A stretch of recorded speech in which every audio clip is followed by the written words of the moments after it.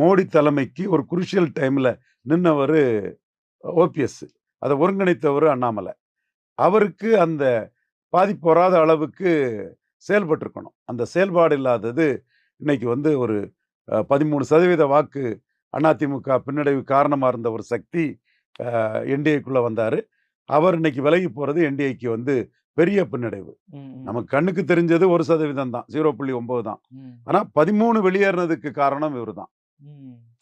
அது இரட்டை தலைமைங்கிறது ஒற்றை தலைமை ஆனால தான் 13% வாக்குகள் வெளியேறி அது சுயேட்சைகளுக்கு போயிருக்கலாம், திமுகவுக்கு போயிருக்கலாம், நாம் தமிழர் சீமானுக்கு பெரிய அளவுல போயிருக்கலாம்.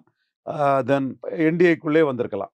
ஸோ அந்த அளவுக்கு ஒரு வாக்கு சேதாரத்த தான் இருந்த கட்சிக்கு ஏற்படுத்திய பன்னீர்செல்வத்த தேசிய ஜனநாயக கூட்டணி இழந்திருக்க கூடாது. தன் அதிருப்தியை திரும்ப அவர் தெரிவிச்சதுமாவது அவர்ட்ட பேசி சமாதானப்படுத்தியிருக்கணும். இந்த இழப்பு வந்து தவிர்த்திருக்கப்பட வேண்டிய ஒன்று. அவர் வந்து செல்வாக்கானவர். அவரால தான் அதிமுக நீங்க பாருங்க.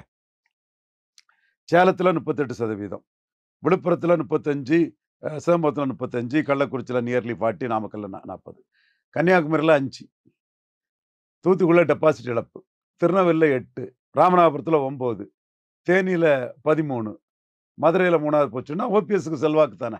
தென் மாவட்டத்துல ஓபிஎஸ்க்குள்ள செல்வாக்கு தானே. இதுல ஒரு சிலர் தினகரன் இருக்காருங்கிறாரு. தினகரன் இருக்காரு. அவர் இல்லைன்னு நான் சொல்லல. அவரும் குக்கர்ல ரெட்டலையும் உதயசூரியனையும் போட்டு அவிச்சவர் தான். 5.5 எடுத்தவர் தான். 2 சம்திங் எடுத்தவர் தான். அதற்கு பிறகு அவரு என்டிஏக்குள்ள வந்திருக்காரு.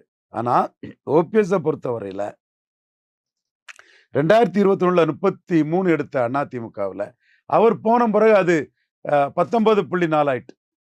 33 எடுத்த அதிமுக 19.4 ஆயிட்டு. அட்லீஸ்ட் ஒரு 13% ஓட்டு அங்க காலி ஆயிட்டு.